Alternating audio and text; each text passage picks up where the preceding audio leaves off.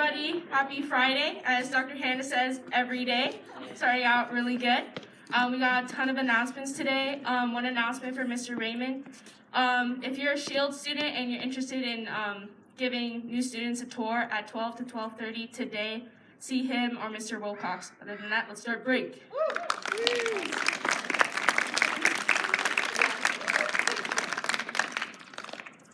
Hey Celeste, I really miss field hockey, don't you?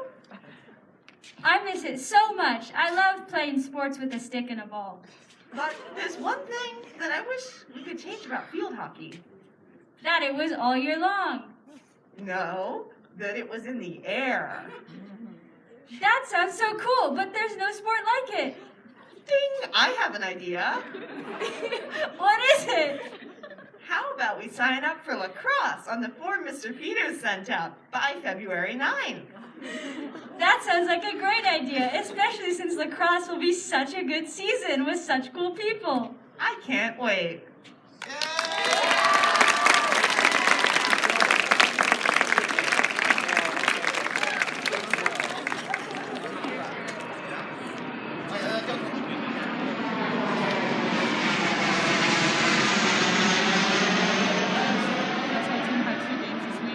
Monday was Oakwood.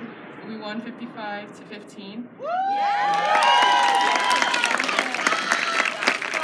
And then Wednesday we had a game against Kirby, 33-18, again winning. He and Myra are usually top scorers, and then today we have another game. Okay. We have a game today at 5:30 against Seba? Here, so please come. Yeah.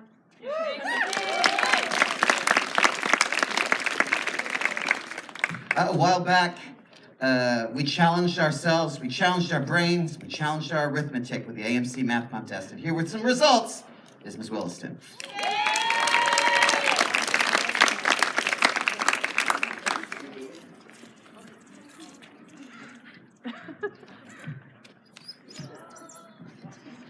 Obviously, I don't play basketball. Okay, so the AMC Math Contest happened in November, and I finally got the results. Oh, by the way, it's Friday, not Friday, but Friday. All right, so we had AMC 12 for the 11th and 12th graders, and AMC 10 for the 8th, 9th, 10th graders. And so we have a winner for the AMC 12, which is Derek Dow.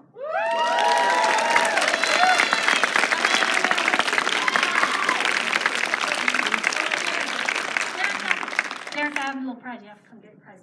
And Alvin Liu won the AMC 10.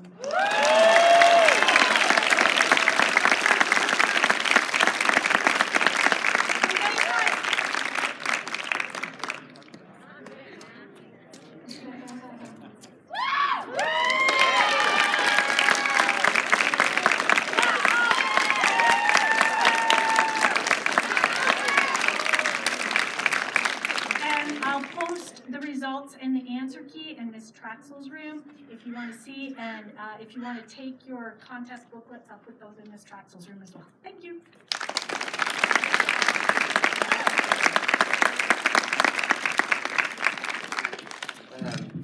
Exercising our spirits as well as our minds, we now want to talk about some accomplishments of our York artists. Here's Mr. Martin.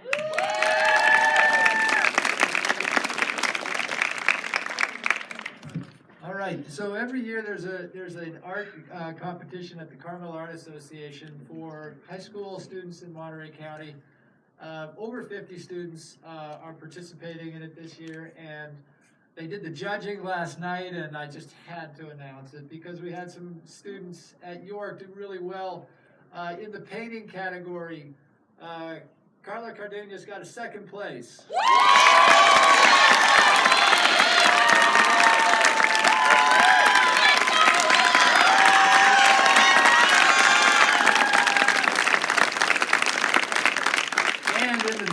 Category, Hannah got a first place. Congratulations.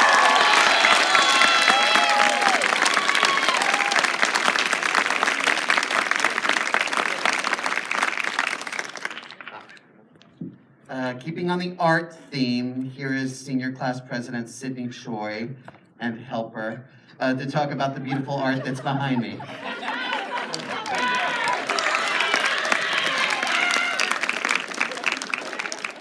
So you may have noticed our very fashionably late sign. Compared to the other signs, it's hot couture. That's why it took so long. I need to explain why we chose that design. Yeah, so for those of you who don't know, every year the seniors put together a poster with all of their names on it and the year they graduate. And usually it goes in the chapel, but unfortunately we're not in there this year.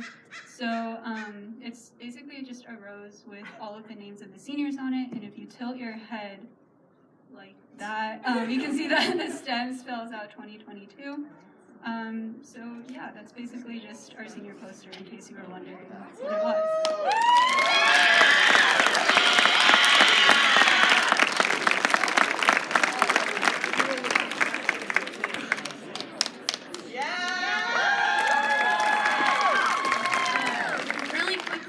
Wanted to announce that on Monday at 3:30 we're going to be celebrating our wonderful soccer seniors. That's Esme, Heather, and Celeste. Not gonna lie, in our last 2 games ago they each scored, so I think it's going to be a really exciting opportunity, and you should definitely be there to support them.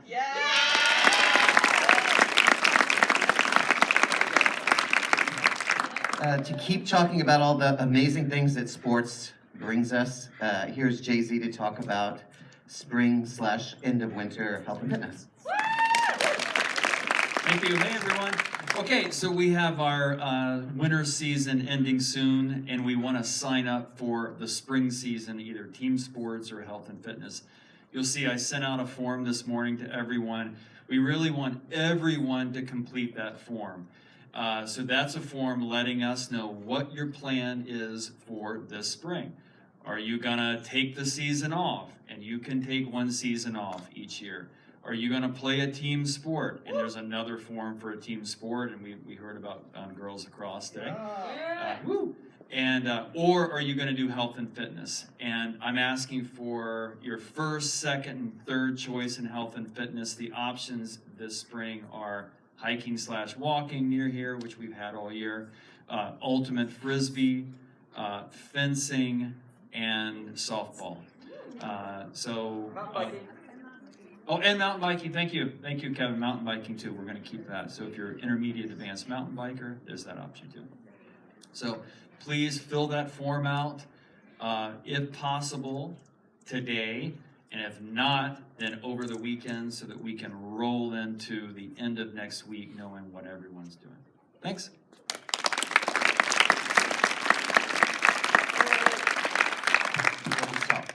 Besides exercising your muscles, you can also exercise the big gray muscle in your head by doing some poetry and by writing. Here is Ms. Berry to tell us more.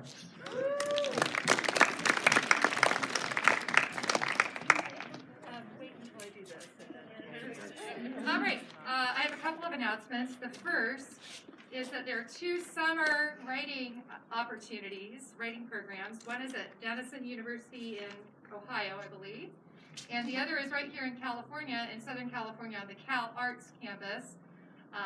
These posters are up on the board by the main office, so you can take a look at the deadlines and everything, but CSA, the California State Summer School for the Arts, is not just for writers, it's for dancers, actors, visual artists, musicians, and animators. So lots of fantastic opportunities. So you can also see me if you want more details about either of these programs. And then we also have an exciting Poetry Out Loud regional competition happening tomorrow at CSUMB's campus. And our winner for the school, Nayeli, is going to represent.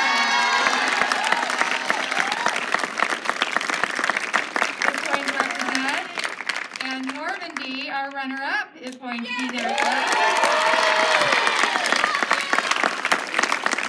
And Miss Sherry has been instrumental in helping helping coach them. And Mr. Bloom was in charge of that program this year, so he will be with us in spirit. But Ms. Sherry and I will be going there tomorrow to support them. But you can tune in online. It's from 1 to 2:30 tomorrow, and details are in the Falcon. So now, can I get some help from our leaders here? All right, come on up. We're going to give Nayeli and Normandy a great send-off of support. So go for it. When I say poetry, you say out loud. Poetry. Out loud. Poetry. Out loud. Poetry. Out loud.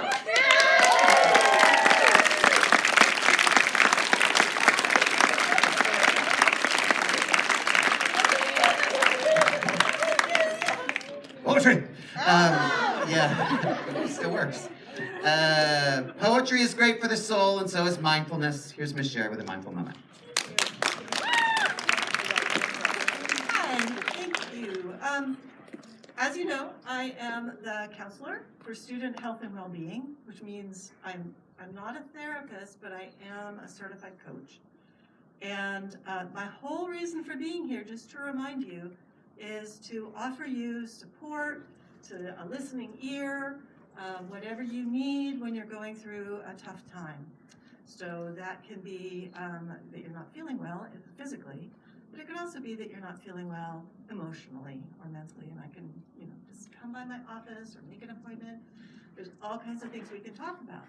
And one of the things I find that helps me to center the most and to always be available to people is mindfulness. And there's all kinds of different ways of practicing mindfulness.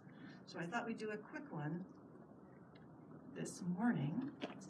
And then you can carry it with you all day, keeping it going. So the first thing that you need to do is to turn to the person next to you and ask this very important question.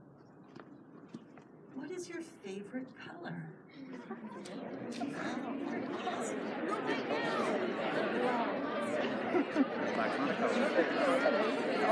Or none of them. What's your favorite color? I knew that for some reason. What's your favorite color? Really? All right, do you have that important piece of information? So important. And you may be sitting next to a very good friend, and this is the first time you've asked a simple question that you would have asked when you were 5 years old. What's your favorite color? So here's the thing.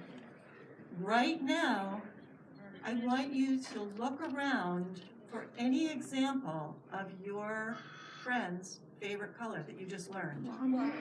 Any place you can see it right now. Yeah. Pretty much all of them. Doesn't have to be a big example, it can be a small one.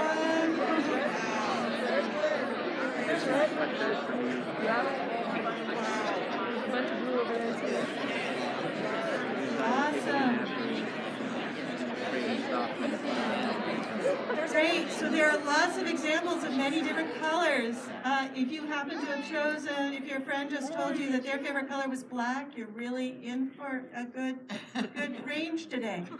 So here's the thing, just by taking a moment to say, oh, I'm gonna look for everything that's this color, you're exercising mindfulness. You're exercising an awareness of your surroundings. So I invite you today to spend some time honoring your friend and the color that you just heard from them by noticing anytime you see their favorite color and just going, oh, that's a favorite color. Oh, my friend. And that's exercising mindfulness. Thank you.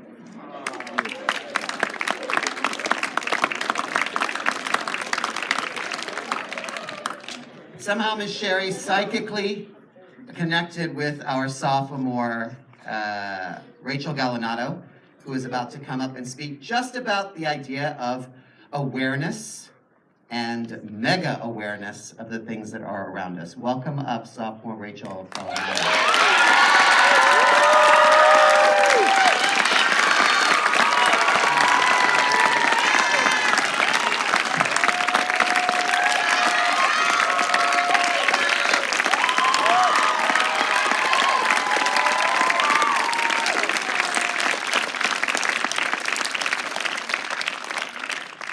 Is being exceedingly aware vexing or beneficial? I would think it's a little bit of both. In simple, everyday activities like strolling along the sidewalk in downtown Monterey, I can't help but overfocus on the smallest of things. So, when I see a big pack of teens my age, laughing, taking up the entire walkway with not a care in the world, I feel envious. For a while, I've noticed that my attention rapidly fixates on several things at a time, bombarding me with random details of the most random things. Whether it's a lone pencil lid in the middle of a desk or a small patch of moss growing on the side of a rock, my eyes will make sure that I see it. When someone has a hyper-awareness like that, they tend to notice a substantial amount of useless information that they would be better off not knowing. Sometimes that awareness can morph into something like paranoia, where they don't trust anything around them. Several times my alert mind has warped a civil situation into something more pressing. On a normal day, in a normal supermarket, my mom and I had to grab some food on the way home. We were having a normal conversation, and we passed by a normal guy who was on the phone. He was acting a little strange, and I felt a sort of unease. I noticed that one dude throughout the whole store, in all the places where my mom and I were shopping. She continued chatting to me, but I had eyes on the back of my head, scouring the aisles for the epicenter of my unrest. We left the store, and I followed my mom out to the car, discreetly glancing over my shoulder several times. Soon we were whizzing off, leaving that normal store, the normal guy, and the warped situation behind. After that experience, I was annoyed with my awareness. Not being able to normally visit a store and amble through the aisles without feeling like you're being followed is frustrating. But it also gave me a sense of security, a sense that I could see most of what goes on around me. There are many situations in which it's beneficial to be vigilant, but specifically when there are cars or vehicles around that may prove a hazard.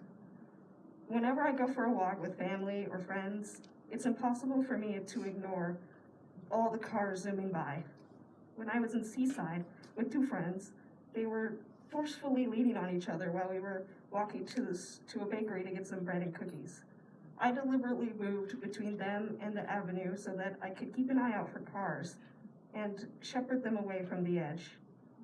They were laughing and giggling in a sort of stupor to the world around them, like ordinary teens, while I was dawdling next to them. We got our bread and cookies, and it was the same on the way back to my friend's house.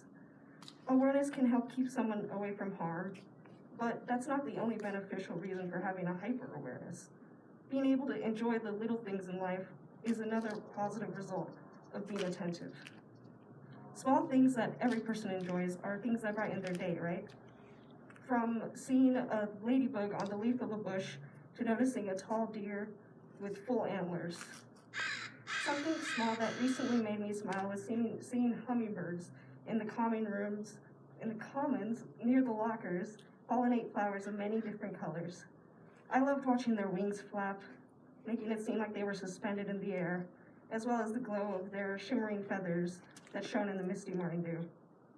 But I wouldn't have been able to see these tiny creatures zipping from plant to plant if it hadn't been for my overly perceptive eyes that saw them in the borders of my vision. Other small things like a leaf on the ground filled with raindrops after a light drizzle, or a seal bobbing above and below the surface of the ocean, are things that hyper-aware people notice, and they get to enjoy the wonders of life. Whenever I go out in public, my brain and eyes link in a hyperactive frenzy, pointing out all the minute details like a crack on the ground or a small root I could trip on. That's why I feel envious of those who can easily enjoy walking down the street with friends, feeling free to bump each other's shoulders and chatter loudly. But that as I grow and more worries come and go, that awareness will help me get used to my surroundings. It'll help me become comfortable enough to jump over the hurdle of being over attentive and adapt to whatever environment I'm in. It's always going to be with me because that trait shapes who I am. And since that exceeding awareness allows me to feel safe and enjoy the simple things in life, I'm okay with it. Thank you.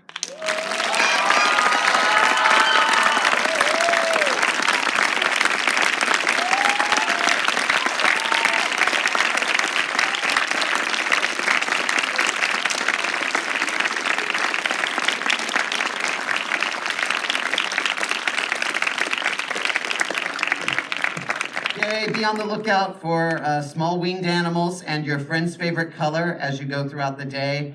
General Student Council will remain. Thanks, and have a great day, everybody.